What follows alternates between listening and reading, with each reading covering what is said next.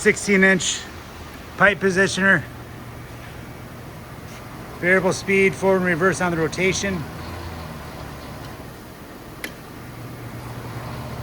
110-volt, half horsepower DC drive.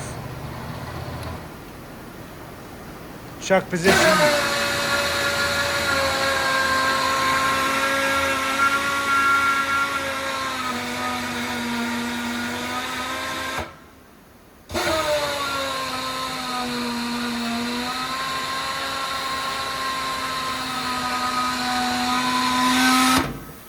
Jaws are opening and closing with an air motor.